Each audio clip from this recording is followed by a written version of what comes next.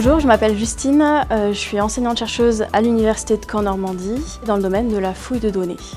Je travaille avec des chercheurs, des enseignants-chercheurs, des étudiants en master dans le cadre de stages, des doctorants donc, qui ont fini leur master et qui commencent dans la recherche, et puis des chercheurs du monde entier. Ce qui me plaît au quotidien, c'est vraiment de travailler avec plein de personnes sur des domaines très variés. En ce moment, par exemple, je travaille avec Anaëlle sur tout ce qui touche au langage naturel et donc à la langue parlée par l'humain.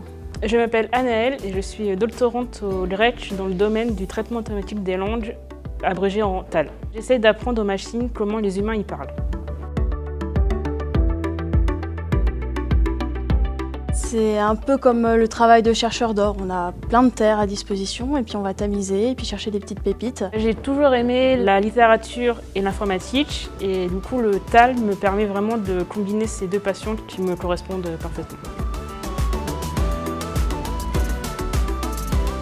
Actuellement, je travaille au GREC, donc c'est un laboratoire d'informatique. J'ai commencé par faire une licence, puis un master en sciences cognitives. Donc sciences cognitives, c'est s'intéresser un petit peu au raisonnement, que ce soit la façon dont un humain réfléchit ou la façon dont une machine raisonne à peu près plus ou moins comme un humain. Et puis finalement, j'ai préféré m'intéresser aux machines.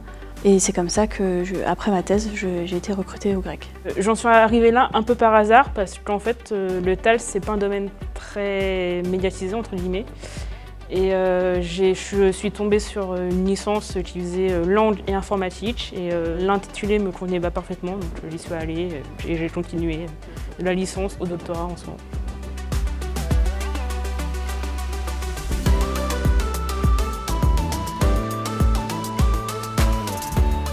Surtout, il ne faut pas hésiter à venir voir, à essayer de partir dans des filières d'informatique, de maths formelles et à oser faire des sciences et aller plus loin.